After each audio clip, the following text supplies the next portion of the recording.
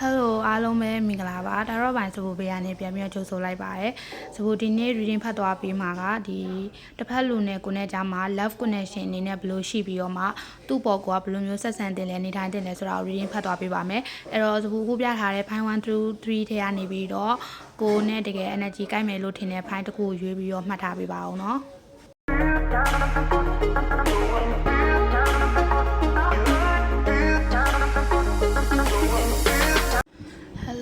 အဲ့တော့စပိုရှိမှပြောခဲ့တယ်လို့မျိုးပေါ့နော်တစ်ဖက်လူနဲ့ကိုနဲ့ကြာမှာ love connection အနေနဲ့ဘယ်လိုရှိလဲဆိုတာကို file 1လေးတွေကိုစပြီး reading ဖတ်သွားပေးမှာပါအဲ့တော့ file 1လေးတစ်ဖက်လူနဲ့ကိုနဲ့ကြာမှာ love connection အနေနဲ့ဘယ်လိုရှိလဲ file 1အနေနဲ့တစ်ဖက်လူနဲ့ကြာမှာ love connection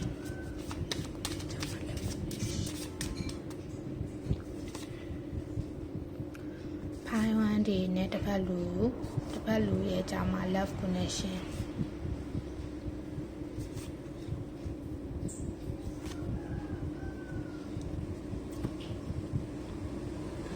တစ်ဖက်လူနဲ့ဖိုင်းဝမ်းနေရဲ့ကြားမှာကကြတော့ love connection အနေနဲ့ကတစ်ဖက်လူကကြတော့လေဖိုင်းဝမ်းနေရဲ့ soul mate ပေါ့နော်အဓိကအရင်ဆုံးဒီမှာ soul mate connection ရှိရလို့မြင်တယ် soul mate ဖြစ်ပြီးတော့မှ soul mate ဖြစ်တယ်ပြီးတော့အဲ့လိုမျိုးပေါ့နော်ဘဝတွေထဲကနေစုံလာခဲ့တဲ့လူမျိုးလည်းဖြစ်နိုင်တယ်ပြောမယ်ဆိုအရင်ဘဝတွေတဲကအဲ့လိုမျိုးပတ်သက်ခဲ့ကြတဲ့လူစုံခဲ့ကြတဲ့လူမျိုးတွေဖြစ်မယ် past life connection မျိုးလည်းရှိရယ် soul mate ဖြစ်ပြီးတော့မှ past life connection လည်းရှိရယ်နောက်ပြီးတော့သူကအကိုအတွက် right person လည်းဖြစ်နေတဲ့ပုံစံမျိုးလေးတွေ့ရရယ်နော်တစ်ဖက်လူကလေကိုရဲ့ right person ဒါပေမဲ့လေ soul mate right person ဆိုတိုင်းလည်းအဲ့လိုမျိုးလက်ထပ်ရမယ်ဆိုတာမျိုးတော့မဆိုလို့ပေါ့နော်လက်ထပ်ရတဲ့ဟာတွေလည်းရှိတယ်ဒါပေမဲ့လက်ထပ်ရမယ်လို့ကြီးတော့တမိုက်လည်းတွက်လို့မရဘူးတချို့ကကြတော့အဲ့လိုမျိုး right person ဖြစ်ပြီးတော့မှဘာလို့လက်မထပ်ရတာလဲဘာလို့ကွဲနေရတာလဲဒီလိုမျိုးတွေရှိရလေနော်အဲ့တော့တခါရေးပြောပြထားတာပေါ့နော်အဲ့တော့ right person ဆိုတိုင်းလည်းလက်ထပ်ရမှာမျိုးတော့မဟုတ်ဘူးဒါပေမဲ့သူကကိုရဲ့ right person ဖြစ်နေတဲ့ပုံစံမျိုးတွေ့တယ်အဲ့တော့တစ်ဖက်လူနဲ့ကိုက right person ရှာနေဆိုလဲတစ်ဖက်လူကကိုရဲ့ right person ဖြစ်နေပြီပေါ့နော် right person past life connection ရှိပြီးတော့မှ soul mate connection လည်းရှိရဲ့လူမျိုးတွေဖြစ်ကြတယ်အဲ့တော့တစ်ဖက်လူကကြတော့ကိုချစ်တဲ့ထဲမှာပါပါတယ်နော်အဲ့လိုမျိုးတကယ်ချစ်တဲ့ဆိုတဲ့ပုံစံမျိုး feeling တကယ်ချစ်တဲ့ feeling မျိုးတွေ့တယ်ဒီမှာဆိုလဲသူကကိုချစ်ဖို့ကောင်းတယ်လို့လည်းမြင်တယ်ပေါ့နော်ကိုကချစ်ဖို့ကောင်းတယ်တဲ့ပြီးတော့ကြတော့ဒီ universe ကလည်းကိုပြောထားတယ်ပေါ့နော်ကိုကအဲ့လိုမျိုးချစ်ချင်းမြတ်တာရင်းနဲ့ထိုက်တန်တဲ့လူဖြစ်တယ်ပေါ့နော်အဲ့တော့ကိုကတကယ်လို့အခြေရမကောင်းဆိုရင်တော့မှလည်းကိုချစ်ပေးမဲ့လူနဲ့တွေ့မယ်စုံမယ်နော်ပြီးတော့ကြတော့အဲ့လိုမျိုးအခြေရမှာပေါ့နော်ကောင်းလာမယ်ကိုကအဲ့လိုမျိုးဘယ်လိုပြောရမလဲပျော်ရွှင်ခြင်းတွေအေးချမ်းခြင်းတွေချစ်ချင်းမြတ်တာတွေအချစ်ခံရဖို့ထိုက်တန်တဲ့လူမျိုးဖြစ်တယ်လို့ universe ကလည်းပြောထားတာမျိုးတွေ့ရနော်တကယ်လို့နှစ်ယောက်ကပေါ့နော်အဆင်မပြေတာတွေရှိရဆိုရင်နှစ်ယောက်ကြာမှာပေါ့နော်လက်ရှိအဆင်မပြေတာတွေရှိရဆိုရင်လည်းပြန်ပြီးတော့အဆင်ပြေတိုင်းတဲ့အနေထားမျိုးရှိရကိုယ့်ရဲ့တစ်ဖက်လူကကိုလာပြောခေါ်တာလာပြောချော့တာစကားလာပြောတာဒီလိုမျိုးပုံစံမျိုးလေးလုံနိုင်တဲ့ပုံစံမျိုးတွေ့ရနော်နှစ်ယောက်ကြာမှာကကြတော့လိုအပ်နေတဲ့အရာကြတော့ဒီလိုမျိုးပွင့်လင်းမှုလိုနေတဲ့ပုံစံမျိုးတွေ့ရပေါ့နော်တစ်ဖက်လူနဲ့ကိုနဲ့ကဒီမှာကဘယ်လိုပြောထားလဲဆိုတော့ soul mate တွေကတော့ဖြစ်တယ်ဒါပေမဲ့တိုက်တော့တိတ်မတူတဲ့ပုံစံမျိုးတွေ့ရနော်အဲ့လိုမျိုးနည်းနည်းသဘောထားချင်းမတိုက်ဆိုင်တာမျိုးတွေတိုက်မတူတာမျိုးတွေဒီလိုမျိုးတွေရှိနိုင်တယ်အဲ့တော့အဲ့ဒါလေးတွေနည်းတော့ညှိပြီးတော့နေဖို့ပြောထားတာမျိုးတွေ့တယ်အဲ့ဒါလေးတွေညှိပြီးတော့နေလိုက်မယ်ဆိုရင်နှစ်ယောက်ကပေါ့နော်တော်တော်လေးအဆင်ပြေမဲ့ relationship တစ်ခုကိုပိုင်ဆိုင်ရမယ်ရလာမယ်ဆိုပြီးတော့ပြောထားရပေါ့နော်ဒီတစ်ဖက်လူနဲ့ကိုနဲ့ကြားမှာ connection ကဒီလိုမျိုး connection မျိုးတွေ့ရပေါ့နော်အဲ့တော့သူ့ကိုဘယ်လိုဆက်ဆံတင်လဲဆိုတာကိုစပိုး reading တစ်ချက်ထပ်ကြည့်ကြည့်မယ်နော်ဒီဘက်လူကကိုယ့်ဆရာနေဘယ်လိုမျိုးသူ့ကိုဘယ်လိုမျိုးဆက်ဆံပေးတာမျိုးသူ့ဘက်ကလိုချင်လဲပေါ့နော်ဖိုင်းဝမ်းနေဒီဘက်လူကဘယ်လိုမျိုးဆက်ဆံတာကိုလိုချင်လဲအဲ့တော့ဒီဘက်လူကကြတော့လေအဲ့လိုမျိုးပြောမယ်ဆိုရင် तू ကကိုနဲ့ပေါ့နော်အဲ့လိုမျိုးကိုပေါ်ကို तू ကလိုချင်တာကြတော့ပြောမယ်ဆိုရင်အကျိုးအကြောင်းပေါ့နော်တခုခုဆိုရင်အဲ့လိုမျိုးအကျိုးအကြောင်းမသိပဲနဲ့ရမ်းတုပ်ပြီးတော့ပြောတာမျိုးတွေပြောချင်တာပြောတာမျိုးတွေပေါ့နော်ဒါမျိုးတွေကို तू ကမလိုချင်မဲနဲ့သူ့ပေါ်နားလဲပေးတာမျိုးပေါ့နော်ပြောမယ်ဆိုရင်နှစ်ယောက်ကြာမှာဟို အကျိုးအကြောင်းပေါ့နော်တကူဆိုရင်ကိုကအဲ့မှာနားလည်မှုလွဲနေရဆိုလဲဒီမှာတိုက်မတူလို့ပြောထားတဲ့အတွက်ကြောင့်မို့နားလည်မှုကတော့လွဲမှာပဲအမြဲတမ်းနားလည်မှုလွဲနေမှာပဲအဲ့တော့တကူဆိုရင်ကိုကဒေါသနဲ့မဖြေရှင်းမဲနဲ့အဲ့လိုမျိုးသူ့ဘောကိုကိုကအဲ့လိုမျိုးမေးတာမျိုးပေါ့နော်အကျိုးအကြောင်းလေးပြောဆိုတာမျိုးမေးတာမျိုးတကူဆိုရင်တိုင်ပင်တာမျိုးဆွေးနွေးတာမျိုးဒီလိုမျိုးပုံစံမျိုးလိုချင်တာသူပြောချင်တာကအကျိုးအကြောင်းပြောပြမယ်သူ့ဘက်ကလည်းပြောပြမယ်ပေါ့နော်ကိုယ့်ဘက်ကလည်းမေးဖို့လိုတယ်တကူဆိုရင်ဒေါသရည်နဲ့မဖြေရှင်းတာမျိုးသူ့ဘက်ကမလိုချင်ဘူးဒီကအကျိုးအကြောင်းမေးဖို့လိုတာပေါ့နော်တကူဖြစ်နေရပါဖြစ်တာမျိုးဆိုတော့အစိုးရတွေပြောတာထက်ကိုအဲ့လိုမျိုးအကျိုးအကြောင်းမေးပြီးတော့မှပြောတာကတော့ပို့ပြီးတော့သူ့အနေနဲ့ကောင်းမယ်လို့ယူဆထားရပေါ့နော်နှစ်ယောက်ကြားမှာကအဲ့လိုမျိုးနှစ်ယောက်ကြားမှာကတယောက်စိတ်ကိုတယောက်နားလဲသိရဆိုတဲ့ပုံစံမျိုးလဲပြောထားရပေါ့နော်တစ်ဖက်လူကကိုယ့်ရဲ့စိတ်ကိုနားလဲနိုင်ပါရဲ့တဲ့သိရပေါ့နော်သူသိရပေါ့နော်ပြောမှဆိုရင်ကိုယ့်ရဲ့စိတ်ကဘယ်လိုမျိုးဖြစ်လဲဘယ်လိုမျိုးလိုချင်တာလဲဘယ်လိုမျိုးပုံစံမျိုးကိုလိုချင်တာလဲဆိုတော့သူ့အနေနဲ့သိတယ်အဲ့ဒီຢာရဲ့အတွက်လဲသူကနားလဲတယ်ပြီးတော့ကိုလည်းသူ့စိတ်ကိုသိမှာပဲပေါ့နော်အဲ့တော့နှစ်ယောက်လုံးကတိနေရင်းနဲ့ကိုအဲ့လိုမျိုးနားမလဲချင်အောင်စောင့်တဲ့ပုံစံမျိုးတွေမလုပ်စေချင်ဘူးပေါ့နော်ကိုလည်းသူ့စိတ်ကိုသိရဆိုရင်ဒီတိုင်းလေးပဲသိရဆိုတဲ့ပုံစံမျိုးကိုထုတ်ပြပြီးပို့လိုတာမျိုးပေါ့နော်အဲ့လိုမျိုးပုံစံမျိုးလေးပြောထားတယ်နောက်ပြီးတော့ကြတော့ तू ကအဲ့လိုမျိုးသူ့ပေါ်အရန်ဘယ်လိုပြောရမလဲစိတ်ကအရန်focus ထားတာမျိုးပေါ့နော်ပြောမှဆိုချစ်တော့ focus ထားတာမျိုးကိုကအရန်သူ့ပေါ်focus ထားလိုက်တယ်ထားအဲ့လိုမျိုးပုံစံမျိုး तू မလို့ချင်ဘူးကိုလည်းကိုလုံးစရာရှိတဲ့အရာကိုကိုလုံးမယ်သူလည်းသူလုံးစရာရှိတဲ့အရာကိုသူလုံးမယ်သူ့ပေါ်အရန် focus ထားတာမျိုးလည်း तू မကြိုက်ဘူးထားအရာတော့တန်ဆေးလုံပြီးပဲဒီเนาะအဲ့တော့focus ထားတာတော့ကောင်းတယ်ဒါပေမဲ့အဲ့လိုမျိုးတော်ရုံတင်းရုံလောက်ပဲသွားတာတော့ပို့ပြီးတော့ကောင်းမယ်လို့သူ့ဘက်ကယူဆရဲပေါ့နော်ပြီးတော့တခုဆိုရင်ဒီမှာအဲ့လိုမျိုးပိုင်းခြားပြီးတော့ပေါ့နော်ပိုင်းခြားပြီးတော့တွေးပေါ့နော်တွေးခေါ်စေချင်တာမျိုးတွေးတယ်တခုဆိုရင်အဲ့လိုမျိုးပြောမှဆိုရင်ပြဿနာတစ်ခုဖြစ်တယ်အဲ့တစ်ခုဖြစ်တဲ့ဟာကြီးကိုအကောလုံးပတ်ရန်တာမျိုးပေါ့နော်အဲ့လိုမျိုးပုံစံမျိုးကိုသူမကြိုက်ဘူးသူဘက်ကလိုချင်တာကကြတော့တစ်ခုဆိုရင်အဲ့တစ်ခုပြဿနာပေါ်မှာတေချာလေးဖြေရှင်းတာမျိုးလိုချင်တယ်ဝေခွဲပိုင်းခြားနဲ့သိမြင်တာမျိုးလိုချင်တာပြောမှဆိုရင်ကိုကဒီပြဿနာကြီးဖြစ်လိုက်တယ်ဒီပြဿနာကြီးဖြစ်တဲ့ဟာကိုအတိတ်တုန်းကကိုမကျေနပ်တဲ့အရာတွေကိုလိုက်ပြီးတော့ပြောတာဆိုတာမျိုးဒါမျိုးတွေသူကမကြိုက်တဲ့ပုံစံမျိုးပေါ့နော်သူမကောင်းပြောတာမျိုးတွေအဲ့လိုမျိုးတွေမကြိုက်တဲ့အနေအထားမျိုးမှာရှိပါတယ်အဲ့ဒါလေးနဲ့ပတ်သက်ပြီးတော့ကိုဘက်ကနေပြီးတော့စင်ကျင်မှုလိုတယ်ပေါ့နော်ဘိုင်းဝမ်းလေးဘက်ကနေဆင်ခြင်မှုလိုပါတယ်တပတ်လူနဲ့ကိုနဲ့ကြာမှာရေစက်တွေကိုတစ်ချက်ကြည့်ကြည့်မယ်နော်ထပ်ပြီးတော့ရှိသေးလားဘလို့ချင်းနေတိဆက်ရှိနိုင်သေးလဲဆိုတာကိုချက်ကြည့်ကြည့်မယ်ဖိုင်းဝမ်းတွေတပတ်လူနဲ့ကိုနဲ့ကြာမှာရေစက်သူနဲ့ကိုနဲ့ကြာမှာဂျာအနောက်ရှက်အနေနဲ့ဘလို့ယာရရှိနေလဲဘလို့ဆင်ခြင်နေထိုင်ရမလဲဆိုတာမျိုးကြည့်လိုက်မယ်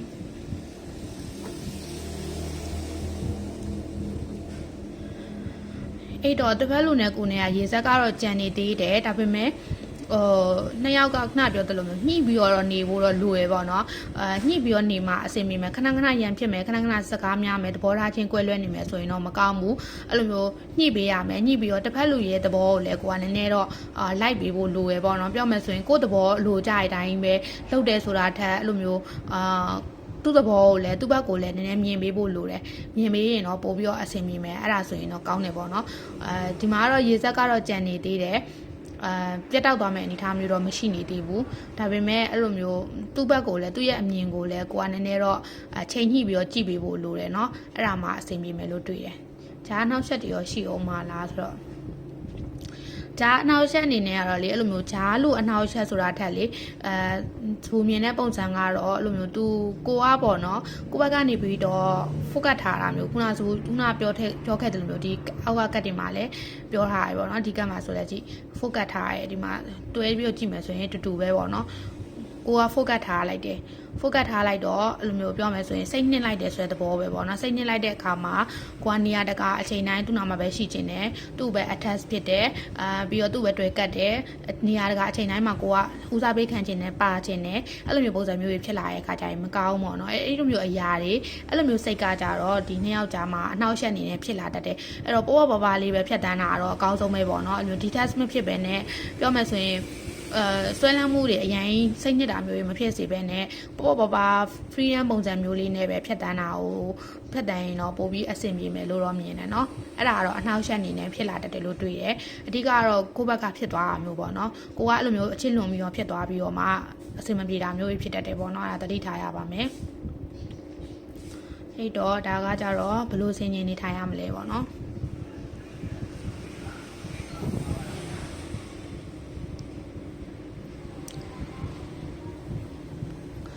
တော့ဘလို့စင်ကျင်နေထိုင်ရမလဲဆိုတဲ့အနေအထားမှာက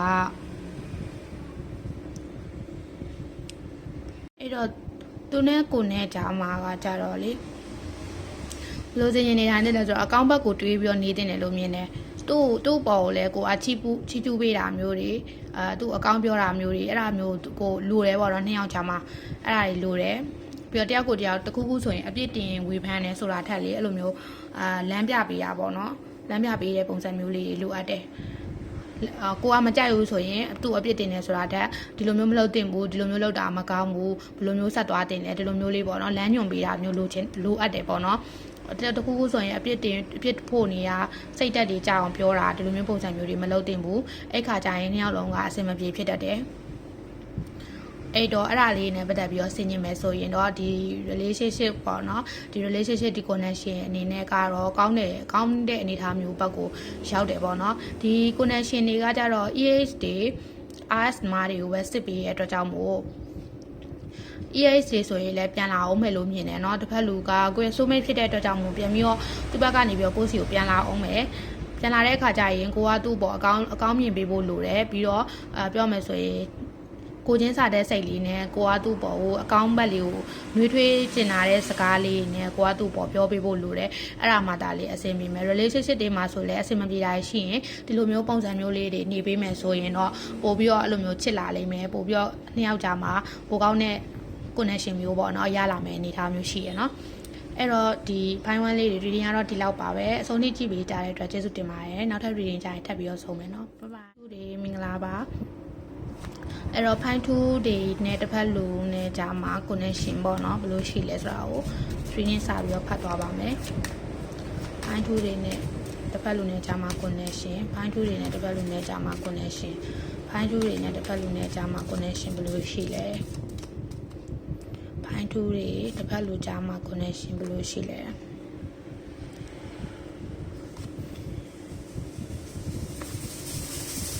အဲ့တော့ love connection စစ်တာကကြတော့ EH တွေ RS တမားတွေကိုပဲစစ်ပေးတာပေါ့နော်အဲ့တော့အခြား crowd တို့ဘာလို့ကြည်နေရလဲဒီလိုကြည်မှဖြစ်မယ်ဆိုရင်လည်းကိုယ့်ဟာနဲ့ကိုယ်စင်ကြီးပြီးတော့ယူပေါ့နော်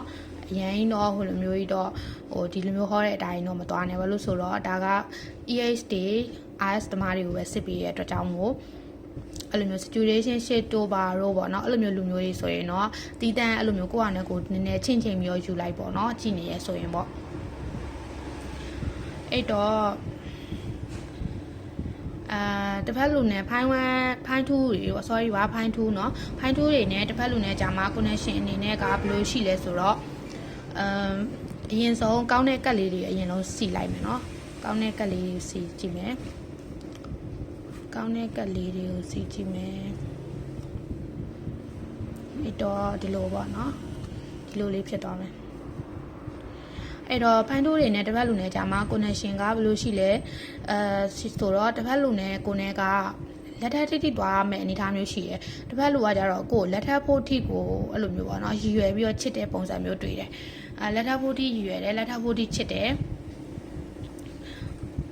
သူကကိုနဲ့မျိုးရေးချေသွားချင်တဲ့ family life တစ်ခုထိကိုတိဆောက်ချင်တဲ့ပုံစံမျိုးလေးတွေ့ရเนาะအဲ့လိုမျိုးအနေအထားမျိုးရှိရယ်အဲ့တော့သူနဲ့ကိုနဲ့ကတကယ်လို့ကိုယ့်ဘက်ကဒါလက်ခံမယ်ဆိုရင်တိတ်မကြခင်မှာလက်ထပ်ဖြစ်မယ်အနေအထားမျိုးရှိရပေါ့နော်ဒါမဲ့လေဒီနှစ်ယောက်ကြားမှာကလေဒီနှစ်ယောက်ကြားမှာကဒီမှာနည်းနည်းဝေးကွာနေရဆိုပြောထားတယ်အဲ့လိုမျိုးတယောက်နဲ့တယောက်ကဒီ ARS ဖြစ်နေရမျိုးတွေဒါမှမဟုတ်လက်တလောအနေနဲ့ EH တမားတွေဆိုလက်တလောအနေနဲ့ separation ဖြစ်နေရမျိုးတွေပေါ့နော်ဝေးကွာနေရမျိုးတွေ no contact ဖြစ်နေရမျိုးတွေဒါမျိုးတွေရှိနိုင်တယ်အဲ့တော့နှစ်ယောက်ကြားမှာဝေးကွာနေပြီးတော့မှတယောက်နဲ့တယောက်လွမ်းနေရတဲ့ပုံစံမျိုးလေးတွေ့ရနော်အဲ့လိုမျိုးပုံစံမျိုးတွေ့ရဒီ connection မှာကြတော့လေကိုဒီဖိုင်2တွေပေါ့နော်ဖိုင်2တွေကကြတော့နည်းနည်းအဲ့လိုမျိုးလိုတဲ့ထဲမှာပါတယ်ဘာလို့ဆိုတော့ဖိုင်2တွေရဲ့တစ်ဖက်လူကကြတော့နည်းနည်းတည်ငြိမ်နေကွာအဲ့လိုမျိုးလက်ထပ်မယ်ဆိုရင်လက်ထပ်မယ်ဒီအဆုံးထိသွားမယ်ဆိုအဆုံးထိသွားမယ်ဆိုတဲ့စိတ်တစ်ခုကိုချမှတ်ထားတယ်ဒါပေမဲ့ဖိုင်2တွေကကြတော့အဲ့လိုမျိုးပြောမယ်ဆိုရင်ဟုတ်တယ်ဒီစိတ်ကူပဲကိုကချမှတ်ထားရဲဆိုပေမဲ့လည်းနည်းနည်းဘယ်လိုပြောမလဲနည်းနည်းတော့စစ်ဆန်နေဆိုတဲ့ဘက်ကိုနည်းနည်းတွားရကွာကိုယ့်ရဲ့အချစ်ကပေါ့နော်နည်းနည်းတော့စစ်ဆန်နေအဲ့လိုမျိုးပြောမယ်ဆိုဒီအချစ်ပေါ်မှာဒီလူပေါ်မှာကိုက focus တစ်ခုထားလိုက်ပြီးဒီလူကိုစိတ်နှစ်လိုက်ပြီးဒီလူတယောက်တည်းကိုပဲကိုကချစ်တော့မယ်ဆိုရင်အဲ့လိုမျိုး နည်းနည်းကိုယ့်ရဲ့အချစ်ကနည်းနည်းတော့စစ်ဖြစ်သွားတဲ့ဘက်ကိုရောက်တယ်ပေါ့နော်အဲ့တော့ကိုယ့်ရဲ့အချစ်တွေကသူ့အတွက်နည်းနည်းဖိအားဖြစ်လာတတ်တယ်သူ့အတွက်စိတ်ရှုပ်စရာဖြစ်လာတတ်တဲ့အနေအထားမျိုးမှာရှိရယ်နော်အဲ့တော့အဲ့ဒါလေးနဲ့ပတ်သက်ပြီးတော့နည်းနည်းတော့ဆင်ញင်မှုလိုတယ်ပေါ့နော်ကိုကချစ်တာချစ်ဒါပေမဲ့နေရာတကာတော့လိုက်ပြီးတော့ဝေဖန်တာသုံးသပ်တာမျိုးကြီးမလုပ်နဲ့ပေါ့နော်ပြောမယ်ဆိုရင်သူ့အတွက်ဖိအားမဖြစ်စေနဲ့ပေါ့နော်အဲ့ဒါမှပိုကောင်းမယ်တစ်ဖက်လူကလည်းကိုယ်ကိုယူရရနဲ့ချစ်တယ်ဒါပေမဲ့လည်းတကယ်ချစ်တယ်ပေါ့နော်ဒါပေမဲ့လည်းအဲ့လိုမျိုးကိုယ့်ရဲ့ဒီဘယ်လိုပြောရမလဲကိုယ့်ရဲ့ဒီအချစ်လွန်တဲ့ပုံစံတွေကကြတော့သူ့အတွက်ဖိအားဖြစ်စေတဲ့အတွက်ကြောင့်မို့နည်းနည်းတော့တတိထားပေးဖို့ကတော့လိုတယ်နော်နှစ်ယောက်ကြားမှာကတငယ်ချင်းတွေကကူညီလို့အဲ့လိုမျိုးရေးစားဖြစ်လာမျိုးတငယ်ချင်းတွေကချိတ်ပြီးလို့တငယ်ချင်းတွေကချိတ်ပြီးလို့မျိုးရေးစားဖြစ်လာမျိုးတွေလည်းရှိမယ်ဒါမှမဟုတ်လည်းသူ့တငယ်ချင်းတွေနဲ့ကိုယ်မိတ်ဆက်ပေးမယ်ကိုယ်တငယ်ချင်းတွေနဲ့လည်းသူ့ကို make ဆက်ပေးစေချင်တယ်အဲ့လိုမျိုးပုံစံမျိုးလေးတွေ့တယ်နောက်ပြီးတော့ကြတော့ဒီ connection မှာကကြတော့တခုခုကိုကအစမပြေတာရှိရင်ကိုယ်တငယ်ချင်းတွေအရင်ဖွင့်ပြောဆိုပြီးတော့သူတို့စီကနေအကြံဉာဏ်ယူလို့ရတယ်လို့ပြောထားတယ်နော်အဲ့တော့ဒီတစ်ဖက်လူကလေနည်းနည်းအဲ့လိုမျိုးပြောမယ်ဆိုရင်သူကအတိတ်မှာနည်းနည်း trauma ရထားတဲ့ပုံစံမျိုးတွေ့တယ်ဒါကိုကြောက်လို့လည်းဖြစ်ရင်လည်းဖြစ်မယ်ပေါ့နော်သူလဲကိုကို trauma ပေးခဲ့မယ်ကိုလည်းသူ trauma ပေးခဲ့မယ်အဲ့လိုမျိုးပုံစံမျိုးတွေ့ရတယ်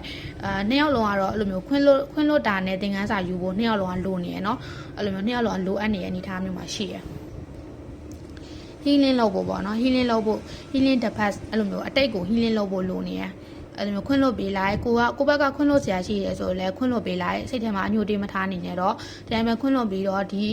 သင်ခန်းစာအပေါ်မှာဒီလောက်ရက်တွေအပေါ်မှာငါဘယ်လိုသင်ခန်းစာယူရမလဲဆိုတာကိုတွေးပြီးတော့နေလိုက်ရင်အဆင်ပြေသွားလိမ့်မယ်သူလည်းအဲ့လိုမျိုးပဲပေါ့နော်သူလည်းအဲ့လိုမျိုးပဲနေလိမ့်မယ်ပြီးတော့ကြတော့ဒီမှာ healing family issue အဲ့တော့နှစ်ယောက်ကြားမှာတစ်ဖက်လူမှာကမိသားစုရေးအဆင်မပြေတာမျိုးရှိနေတတ်တယ်family issue တွေပေါ့နော် family issue တွေရှိနေနိုင်တဲ့ပုံစံမျိုးတွေ့တယ်အဲ့တော့အဲ့ဒီအရာလေးနဲ့ပတ်သက်ပြီးတော့လည်းကိုယ့်ဘက်ကနားလဲပေးဖို့လို့ family issue ဆိုတိုင်းလည်းအဲ့လိုမျိုးပေါ့မိသားစုအဆင်မပြေတာရှိမယ်ဒါမှမဟုတ်လည်းမိသားစုမှာသူကဥဆောင်နေရတာမျိုး तू ကအဲ့လိုမျိုး family ကိုထိန်းပေးနေရတဲ့အနေအထားမျိုးမှာသူ့အတွက်ဖိအားတွေရှိလိမ့်မယ်ဒီလိုမျိုးလေးသွားတယ်ပေါ့နော်အိမ်တွင်းရေးကိစ္စလေးနည်းနည်းလေးတော့ဖိအားရှိတာမျိုးရှိလိမ့်မယ်အဲ့တော့အဲ့ဒါလေးနဲ့ပတ်သက်ပြီးတော့ကိုကတော့နည်းနည်းနားလည်မှုပေးဖို့လိုနေတဲ့အနေအထားမျိုးမှာရှိရဲလို့ဒီ connection မှာအဲ့လိုမျိုးတွေ့ရနော်အဲ့တော့တစ်ဖက်လူကကိုယ့်စီကနေဘယ်လိုပုံစံမျိုးဆက်ဆံတာကိုလိုချင်တာလဲဆိုတော့တစ်ချက်ကြည့်မယ်တစ်ဖက်လူကကိုယ်ဘယ်လိုပုံစံမျိုးဆက်ဆံတာကိုလိုချင်တာလဲကိုကဘယ်လိုပုံစံမျိုးဆက်ဆံတာကိုသူလိုချင်တာလဲ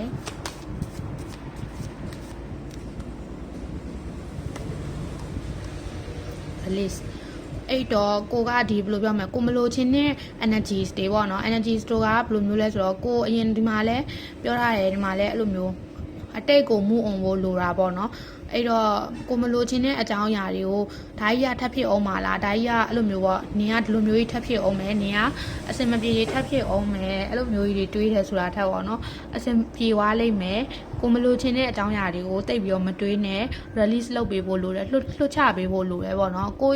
လူတွေကကျတော့တော်တော်များများကျတော့လိုချင်တဲ့အရာကိုတိတ်ပြီးတော့မတွေးတတ်ကြဘူးလေနော်အဲ့လိုမျိုးမလိုချင်တဲ့အရာတွေကိုတွေးတာဒါကြီးကဖြစ်လာမလားဒါကြီးကဖြစ်အောင်မလားဖြစ်လာရင်ရောငါဘယ်လိုလုပ်ရမလဲငါကြောက်တယ်ဒီလိုမျိုးမလိုချင်တဲ့အရာတွေတွေးပြီးတော့ဖိအားတွေများတတ်တယ်လေနော်အဲ့တော့အကောင်းဘက်ကိုများများတွေးဖို့လိုတယ်ကိုလိုချင်တဲ့အရာကိုများများတွေးဖို့လိုတယ်အဲ့ခါမှဒါလည်းတော့ attraction အရာကိုအတွက်ကောင်းတဲ့အရာတွေဖြစ်လာမှာပေါ့နော်အဲ့တော့ release လုပ်ပေးဖို့လိုတယ်တဲ့ဒါမှမဟုတ်လည်းတစ်ဖက်လူကအဲ့လိုမျိုးပေါ့ပြောမယ်ဆိုသူ့အဆိုးပြောတဲ့အရာတွေကိုမပြောစေချင်တာမျိုးပေါ့နော်သူ့အတိတ်မှာဖြစ်ခဲ့တဲ့အရာတွေနဲ့ပတ်သက်ပြီးသူ့ကိုခွင့်လွှတ်ပေးစေချင်တာမျိုးမပြောစေချင်တော့တာမျိုးပေါ့နော်အဲ့လိုမျိုးပုံစံမျိုးပြောထားရဲ peacefulness အဲ့တော့ငြိမ်းချမ်းလေးနေချင်တာမျိုးပေါ့နော်တစ်ဖက်လူကကိုယ်နဲ့အဲ့လိုမျိုးအေးချမ်းလေးပြောချင်လေးနဲ့ငြိမ်းချမ်းလေးနေချင်တယ်တဲ့အဲ့လိုမျိုးမလိုလားအပ်တဲ့အရာတွေကိုလိုက်ပြီးတော့ဟိုဘယ်လိုပြောမလဲခေါင်းထဲထည့်နေတာမျိုးမကြိုက်ဘူးပေါ့နော်အဲ့လိုမျိုးအေးဆေးလေးပဲနေချင်တဲ့ပုံစံမျိုးပြောထားရဲfriendness အဲ့တော့ तू อ่ะပေါ့နော်ပြောမယ်ဆိုရင်ဒီဆက်ဆံရေးကို freedom လေးပဲသွားချင်တာပေါ့ပါလေးနဲ့သွားချင်တယ်အဲ့လိုမျိုးတငယ်ချင်းလိုလဲသွားချင်တယ်ပြီးတော့ချစ်သူလိုလဲသွားချင်တယ်အဲ့လိုမျိုးတတိုင်းမြင်ညှိနှိုင်းလေးနဲ့အေးချမ်းလေးနဲ့ပေါ့ပါလေးနဲ့သွားတာမျိုးလိုချင်တဲ့ပုံစံမျိုးတွေ့ရနော်အဲ့တော့ EH သမားရေးဆိုလဲဒီလိုပဲ EH သမားရေးဆိုလဲကိုနဲ့ EH ကလက်ထပ်ချင်တယ်သူ့ကိုတော့ခွင့်လွှတ်ပေးဖို့လိုတယ်တကယ်လို့ကိုကသူ့ခွင့်လွှတ်ပေးနိုင်တယ်ဆိုရင်သူ့ဘက်ကလည်းအဲ့လိုပြန်လာခြင်းတဲ့အနေအထားမျိုးရှိမှာပေါ့နော်ဒီမှာကြည့်ရ ES သမားကြီးဆိုရင်เนาะဒီမှာကြည့်တာက တစ်ဖက်လူကကြတော့အဲ့လိုမျိုးတယောက်တည်းခဏလောက်အေးစေးနေချင်တဲ့ vibe မျိုးရရဲနော်ပြီးရင်တော့သူကကိုနဲ့တငယ်ချင်းလာပြန်လောက်တာမျိုးရှိလိမ့်မယ်အဲ့လိုမျိုးချစ်သူမဟုတ်ရင်တော့မှတငယ်ချင်းဆက်ဆက်ရေးမျိုးနဲ့လာပြန်ပတ်သက်တာမျိုး different ပုံစံမျိုးနဲ့လာပြန်ပတ်သက်တာမျိုးဒါမျိုးတွေရှိနိုင်တဲ့အနေအထားမျိုးရှိအဲ့ရနေမှာ2ယောက်ကခွင့်လွတ်နိုင်တယ်ဆိုရင်ဆက်တွဲမယ်ခွင့်မလွတ်နိုင်ဘူးဆိုရင်လည်းတွဲတော့ဘူးပေါ့ဒီလောက်ပဲသွားမယ်လို့မြင်တယ်နော်တပတ်လူနဲ့ကိုနဲ့ဂျာမရေးဆက်တွေတစ်ထက်ကြည့်ကြည့်မယ်ဖိုင်း2တွေတပတ်လူနဲ့ကိုနဲ့ဂျာမရေးဆက်ဂျာနောက်ဆက်အနေနဲ့ကဘာရှိမလဲဘယ်လိုစိတ်ငြိမ်နေထိုင်ရမလဲနှစ်ယောက်ကရေစက်ကြံနေသေးတယ်လို့မြင်တယ်ရေစက်ကတော့အဲ့လိုမျိုးတော်တော်လေးရှိရပေါ့နော်အတိုင်းအတာတစ်ခုထိကိုရေစက်ကကြံနေသေးတယ်ဒီမှာလည်းလက်ထပ်ဖို့စဉ်းစားထားတာမျိုးရှိရတဲ့အတွက်ကြောင့်မို့တကယ်လို့နှစ်ယောက်ကခွင့်လွတ်နိုင်ကြရဲအဲ့လိုမျိုး EH သမားရေဆိုရင်ခွင့်လွတ်တကယ်ခွင့်လွတ်နိုင်သွားရဲဆိုရင် peace ဖြစ်သွားရဲဆိုရင်တော့လက်ထပ်ဖို့တီကိုသွားလို့ရတယ်လို့မြင်တယ်နော်လက်ထပ်ရနိုင်တဲ့အနေအထားမျိုးလေးထိသွားလို့ရရဲပြီးတော့ကြတော့လေဒီ EH သမားရေဆိုရင်ဒေတာပေါက်ပြန်လာမယ်လို့လည်းမြင်တယ်နော်ရေစက်ကဒီမှာကြားထားတဲ့အတွက်ကြောင့်မို့ပြန်လာဖို့ရှိရယ်အဲ့တော့ဂျားနောက်ဆက်အနေနဲ့ကကြတော့ဂျားနောက်ဆက်အနေနဲ့ကကြတော့လေဘာရှိလဲဆိုတော့အဲ့လိုမျိုးစိတ်အတက်အကျပေါ့နော်ဟိုလိုမျိုးကြီးဂျားနောက်ဆက်ဆိုတာမျိုးမဟုတ်ပဲねစိတ်အတက်အကျမြန်တာမျိုးတွေအခုပဲဖြစ်ချင်တယ်အခုပဲရချင်တယ်အခုပဲလိုချင်တယ်ဒီလိုမျိုးစိတ်အတက်အကျမြန်တာမျိုးတွေအချိန်တစ်ခုကိုမဆောက်ဆိုင်ပဲနဲ့ကိုလိုချင်တဲ့အရာကိုဖြစ်ချင်တဲ့အရာတွေကိုပဲအလောတကြီးဖြစ်ချင်တဲ့ပုံစံမျိုးတွေပေါ့နော်ဒါတွေကအနောက်ရှက်ဖြစ်စေတတ်တယ်အဲ့တော့တခုခုကိုဖိုင်းထိုးတွေကပေါ့နော်ဒီမှာသိရမှာကြတော့ဗာလဲဆိုတော့စိတ်ရှည်ဖို့လိုတယ်နော်တစ်ဖက်လူနဲ့ပတ်သက်ရင်နည်းနည်းစိတ်ရှည်ဖို့လိုတယ်စိတ်ရှည်ဖို့ဆိုတာတခုခုဆိုရင်အဲ့လိုမျိုးမပြောဘဲနဲ့တေချာလေးအချိန်တစ်ခုစောင့်ကြည့်ဖို့လိုတယ်တခုခုဆိုရင်ကိုယ့်ရဲ့အတွေးတွေနဲ့မသုံးတတ်ပဲနဲ့အချိန်တစ်ခုတစ်ဖက်လူကိုစောင့်ကြည့်ပေးဖို့လိုတယ်နော်အဲ့လိုမျိုးပုံစံမျိုးနေမှအဆင်ပြေမယ်နော်အချိန်တစ်ခုပေါ့နော်တေချာတခုခုလုံးမယ်ဆုံးဖြတ်မယ်ဆိုရင်တေချာ2ခါလောက်ပြန်စဉ်းစားပြီးတော့တစ်ဖက်လူကိုဝန်နိုင်ပေးဖို့လိုတယ်နော်အဲ့ဒါမှအဆင်ပြေမှာစိတ်လောနေလို့တော့မရဘူးတစ်ဖက်လူနဲ့ကိုကဆက်ပြီးတော့ပတ်သက်ချင်တယ်ဆိုရင်တော့အဲ့ဒီတစ်ချက်ကိုသတိထားဖို့လိုတယ်နော်ဘလို့စင်ကျင်နေထိုင်တယ်လဲဆိုတစ်ဖက်လူကကြာလေနည်းနည်းအဲ့လိုမျိုးကိုထက်အသက်ကြီးရတော့လကောက်ဒါမှမဟုတ်လဲ तू ကအဲ့လိုလေးစားတာခံချင်တဲ့ပုံစံမျိုးတွေ့ရဲအဲ့တော့ကိုကသူ့ပေါ်ကိုမလေးမစားလောက်တာမျိုးတွေအဲ့လိုမျိုးမလေးမစားလုပ်တဲ့ပုံစံမျိုးတွေဆိုသူမကြိုက်ဘူးပေါ့နော်ပြောမယ်ဆိုရင်သူ့ဘောကို respect ထားပေးရမျိုးလိုချင်တဲ့ပုံစံမျိုးတွေ့တယ်အဲ့တော့ကိုကကြတော့သူ့ဘောကိုအဲ့လိုမျိုး तू ကငကိုတွေကမှဖိအားရှိရဲ့လူမျိုးဖြစ်မယ် family issue တွေလည်းတွေ့ရတဲ့အတွက်ကြောင့်မို့ तू မှမိသားစုဖိအားတွေအလုပ်တွေဒါတွေဖိအားရှိမယ်အဲ့တော့ကိုကအဲ့အရာကိုမှကိုဘက်ကနေပြီးတော့ထပ်ပြီးတော့ဖိအားတော့ပေးမယ်ဆိုရင်အဆင်မပြေဘူး तू ကကြတော့ကိုနဲ့အဲ့လိုမျိုးအေးဆေးပဲနေချင်တဲ့အတွက်ကြောင့်မို့ပြောမယ်ဆိုရင်သူ့ကိုသွားပြီးဖိအားတစ်ထပ်ပေးမယ်ဆိုရင်ကိုကပါသူ့ဖိအားတစ်ထပ်ပေးမယ်ဆိုရင်သူ့အတွက်ကအဆင်ပြေမှာမဟုတ်ဘူးเนาะအဖက်ဖက်ကဖိအားကြီးဖြစ်လိမ့်မယ်အဲ့တော့စင်ကျင်ရမယ့်အရာကြတော့ဖိအားပေးတဲ့ပုံစံမျိုးပေါ့နော်သူ့ကိုချော့ပြောရင်တော့ရလိမ့်မယ်အဲ့လိုမျိုးဖိအားသွားပေးရမျိုးဆိုရင်တော့အဆင်ပြေမှာမဟုတ်ဘူးအဲ့ဒါလေးနဲ့ပတ်သက်ပြီးသတိထားဖို့လိုရယ်နော်အဲ့တော့ဖိုင်း2လေး reading ကတော့ဒီလောက်ပါပဲဆုံးနေကြည့်ပေးရတဲ့အတွက်ကျေးဇူးတင်ပါတယ်နောက်ထပ် reading ကြရင်ထပ်ပြီးတော့ဆုံမယ်နော် bye bye ဖိုင်း3တွေမင်္ဂလာပါဖိုင်း3တွေနဲ့တစ်ဖက်လုံးနဲ့ဂျာမာ connection ပလင်းနဲ့ဘယ်လိုရှိလ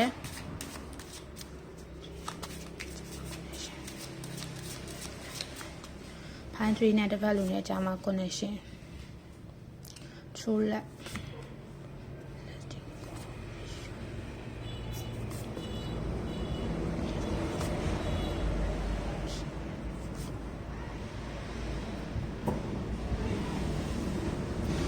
အဲ့တော့ဖိုင်း3เนาะဖိုင်း3တွေနဲ့တစ်ဖက်လူနဲ့ဂျာမာက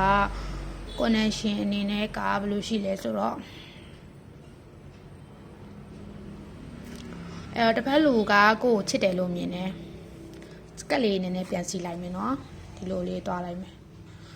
အဲ့တော့တစ်ဖက်လူကကိုကိုချစ်တယ်သူနဲ့ကိုနဲ့ကကိုကအချစ်စစ်ကိုရှာနေဆိုရင်တစ်ဖက်လူကကိုရဲ့အချစ်စစ်ဖြစ်လာလိမ့်မယ်လို့မြင်တယ်ဒီလား true love ဖြစ်လာမယ်တစ်ဖက်လူကလည်းကိုချစ်မယ် true love ဖြစ်လာမယ်ပုံစံမျိုးရှိရယ်အဲ့တော့တစ်ဖက်လူနဲ့ကိုနဲ့ကြာမှာ connection ကတော့ true love ပေါ့နော်ချစ်စစ်တွေဖြစ်ကြမယ်အဲ့တော့အချိန်ရပဲစကားပြောသွားလိမ့်မယ်လို့မြင်တယ်ပေါ့နော်အချိန်တစ်ခုရောက်လာရင်သူနဲ့ကိုနဲ့ကြာမှာချစ်စစ်တွေဖြစ်လာလိမ့်မယ်နှစ်ယောက်ကြာမှာကလိုအပ်နေတာယုံကြည်ပေးဖို့လိုနေတာဒီဆက်ဆက်ရေးနဲ့ပတ်သက်ပြီးတော့ယုံကြည်ဖို့လိုနေတဲ့ပုံစံမျိုးတွေ့တယ်ယုံကြည်မှုပေးရမှာပေါ့နော်တစ်ဖက်တစ်ယောက်နဲ့အဲ့လိုမျိုးယုံကြည်မှုနားလည်မှုပေးနိုင်မှာအဆင်ပြေမယ်လို့မြင်တယ်เนาะပြီးတော့ကြတော့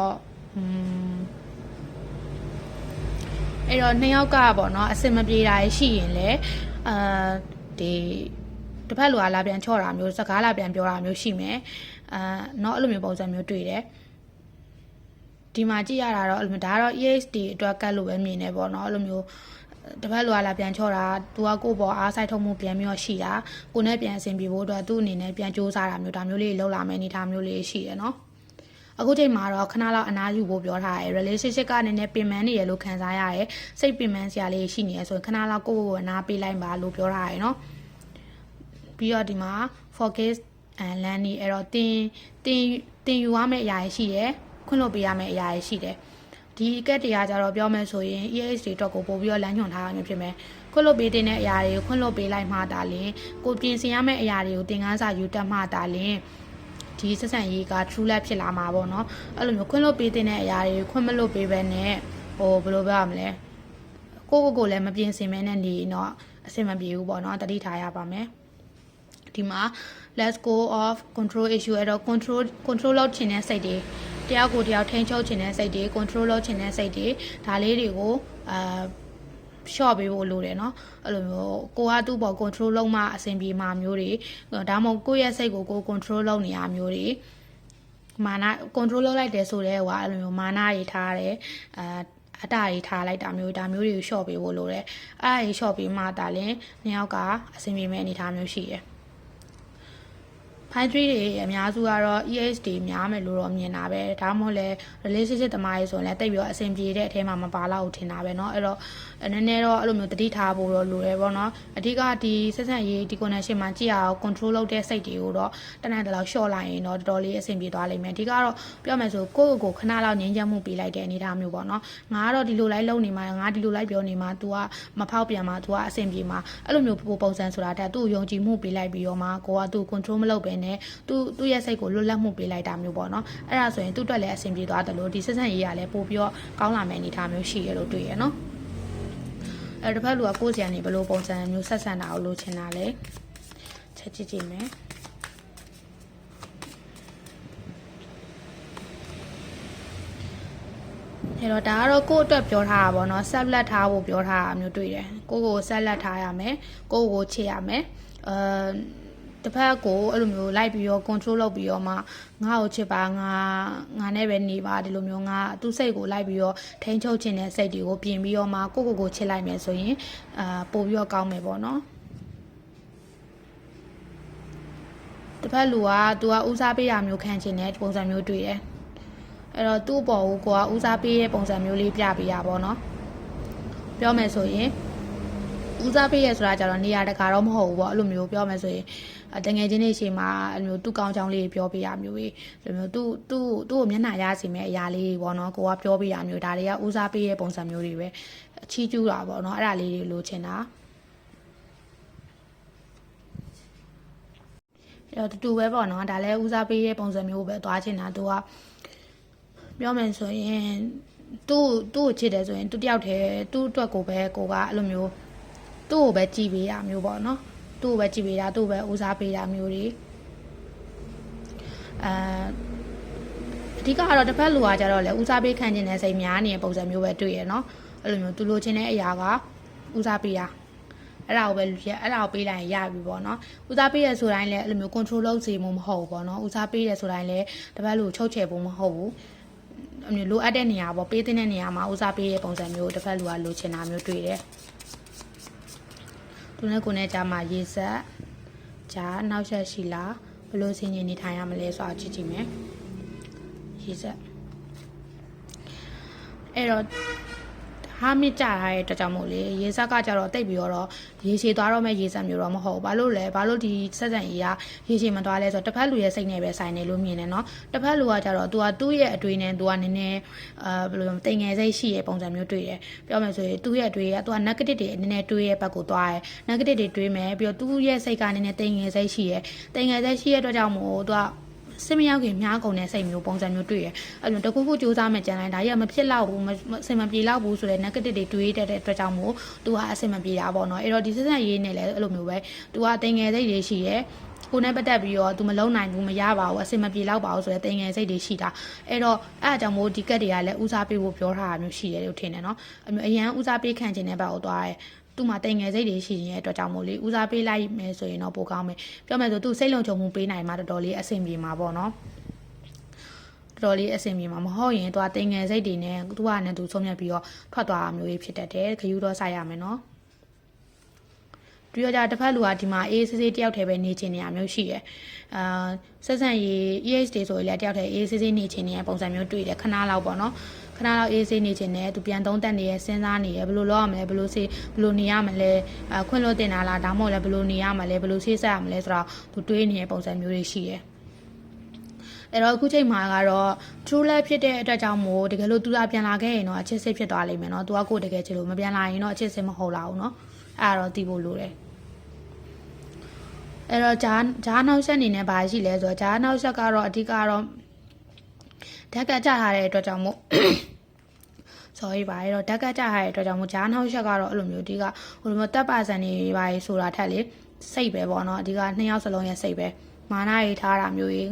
ဟိုငါဆိုတဲ့အတ္တရေးထားတာတွေဒါတွေကတော့အစင်မပြေဘူးပေါ့နော်အဲ့လိုမျိုးစိတ်တွေအကြောင်းနှစ်ယောက်ကတယောက်ကိုတယောက်အဲ့လိုမျိုး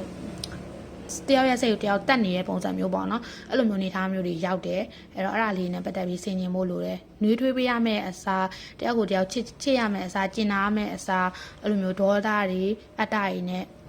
ပြိုင်နေကြတာမျိုးရှေ့တန်းတင်နေကြတာမျိုး